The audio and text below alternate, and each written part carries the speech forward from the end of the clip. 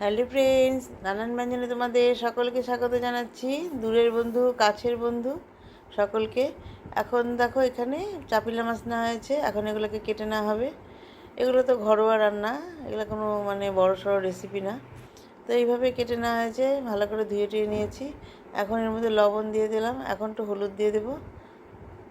এখন এর মধ্যে একটু সরষের তেল দিয়ে মাখিয়ে রেখে দেবো। এই মাছটা খেতে না বহুত ভালো লাগে, আর একটা ইলিশ মাছের মতোই লাগে, এত টেস্ট মাছটা।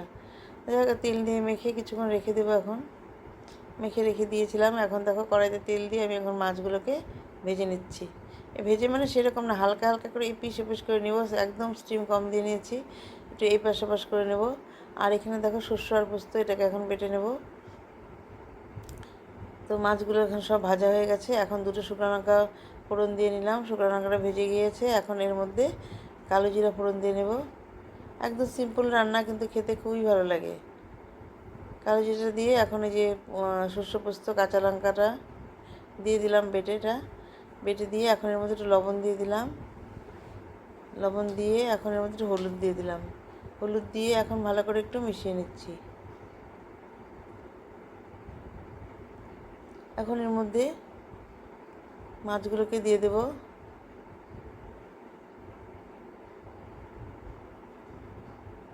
এখন এর মধ্যে আস্তে আস্তে মাছগুলোকে সব দিয়ে দিচ্ছি।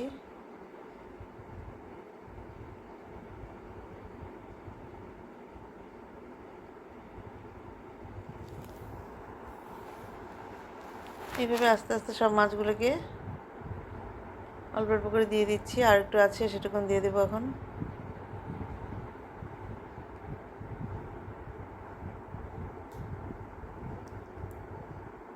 এখন সব মাছগুলোকে দিয়ে দিলাম, দিয়ে এখন এই থালটা ধুয়ে একটু গরম জল দিয়ে দেবো।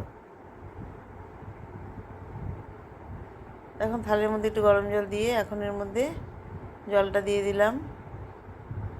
দিয়ে এখন মাছগুলোকে ভালো করে একটু আস্তে আস্তে একটু নেড়ে দিলাম। নেড়ে দিয়ে এখন দেখো মাছটা একটু ফুটছে। এখন এর মধ্যে দুটো কাঁচা লঙ্কা দিয়ে দিলাম। কাঁচা লঙ্কা দিয়ে এখন মাছটাকে আমি নামিয়ে নিব এবং সার্ভ করে দেব। তো বন্ধুরা, তোমাদের যদি ভালো লেগে থাকে তাহলে প্লিজ একটু কমেন্টস করবে এবং অবশ্যই সাবস্ক্রাইব করে পাশে আসবে। এখন আমি মাছগুলোকে সার্ভ করে দিলাম।